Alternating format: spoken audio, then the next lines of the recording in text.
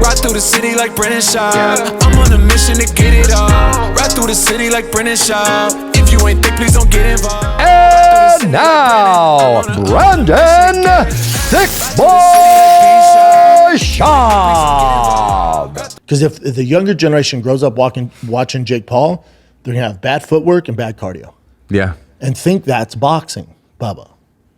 I think the only MMA equivalent would be, and he was on your season of The Ultimate Fighter, you could probably guess who I'm going to say.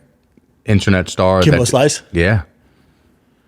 That's the closest you can get. I mean, granted, he started learning a ground game over time, but like he's another one that It was like way too late. people would just want to see this street fighter. I mean, not that Jake was a street fighter before, but like to see this huge personality that was like a star on YouTube fight.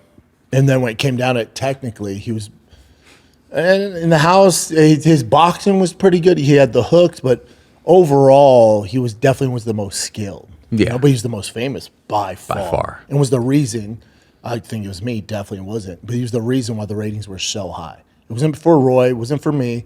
People are only tuning in, 10 million people a week, every fucking whatever it was, Thursday, to watch Kimbo Slice. 100%. Yeah, he was a massive star. But again, skill-wise, probably bottom 5 in the house. Yeah. Was there nerves like, oh shit, I might have to fight Kimbo? No, I was begging to fight him. I was supposed to fight him. Really? And Dana reneged it. Yeah. I was supposed to fight him. I You go up what? to Rashad. Careful. No, I mean, what are they going to do now? I was supposed to fight him. Obviously, me and Rashad were close. I beat D'Amico. So I went up to Rashad, and I go, give me D'Amico Rogers. He's like, dude, he's like their top 3 picks. That's a terrible idea. Let's fight him down the road. I go, no. I was in the hot tub with all the fighters in the hot tub. We're all in the hot tub first night.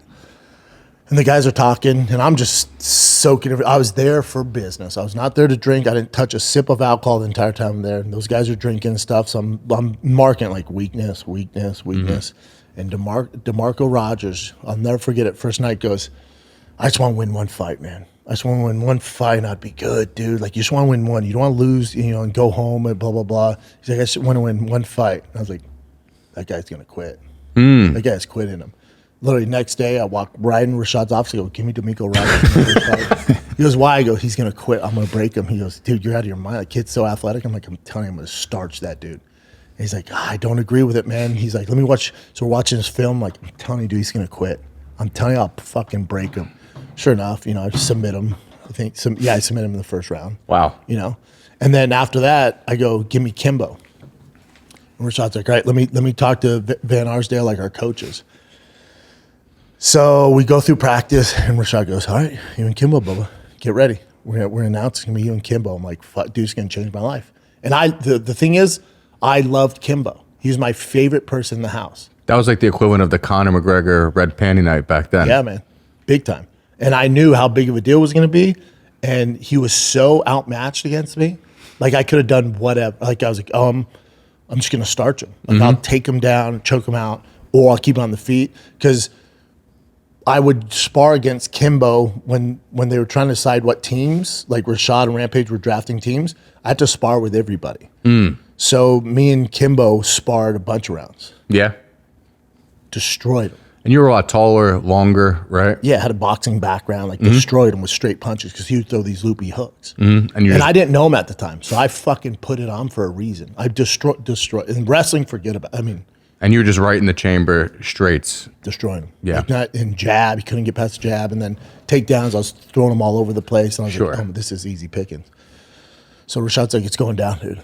You're fighting Kimbo. I'm like, oh, this is going to be life-changing. Because then I win that one, and I'm in the finale. Like, all right, this is it, man. I'll be the guy that takes out Kimbo.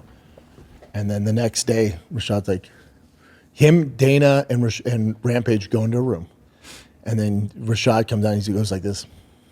I'm like, what? He's like, out of my control. Damn. I'm like, what do you mean? He's like, you're not fighting Kimbo. I'm like, dude, you told me. He's like, I have nothing to do with it. Huh. I'm like, who's fighting me? He's like, Roy Nelson. I'm like, All right. And he was like a seasoned vet at that point, right? He had 30 fights, dude. Former world champion from IFL.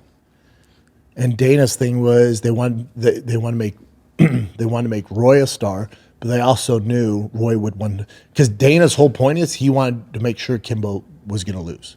He didn't want him to succeed on The Ultimate Fighter. He wanted to prove this guy couldn't have success in the UFC. So they know Roy had a crazy ground game, a granite chin, so Kimbo's not knocking him out, and if it goes to the floor, he's fucked. Yeah, he would just crucifix people, right? Yeah, it was a for sure loss. So Dana was like, nope, we have to make sure he doesn't have a chance to win. Where he didn't have a chance to beat me either, but Dana didn't know me at the time. Yeah. So they gave it to Roy Nelson. Because they needed him squashed. Yeah. They wanted to make sure that he was getting taken out. That's just history. I always wondered about that, like how Yeah. people felt walking in the house and when he walked in. Because I remember when he walked in, you saw it on everybody. I couldn't tell if it was excitement, Bro, that's because we're all lined up, right? And the nerves are high as fuck. At the time, the only guy I knew of Roy Nelson, obviously, because I was a big MMA fan. I'm like, holy fuck, Roy Nelson, what's he doing here? We all have like 3 fights. He has 30. What is Roy doing here? So we're all there, and there's only 15 of us. I'm like, who the fuck? And so everyone's talking, and Roy was like, I think it's Fedor. I'm like, I have 3 Fedor? Because remember at the time he was supposed to come into the UFC to fight Randy Couture, but it was like lingering. And yeah, Roy's like, I think it's Fedor. I'm like, oh, we're all fucked. Like I have 3 fucking fights. So we're standing there and Dana's like, as you can tell, this next guy, there's only 15 of you. There's one more. This next guy's a big deal. In my head, I'm like, oh, it's fucking Fedor. fucking emperor. What's the point of any of us being on the fucking show? Fedor's going to come in and mop the floor with it. This can be terrible, dude. Like, terrible. Like, I had confidence in myself, but Fedor? The emperor. Dude, what are we? The Russian emperor with like 90 fights, like world champion? I have 3 fights, sir.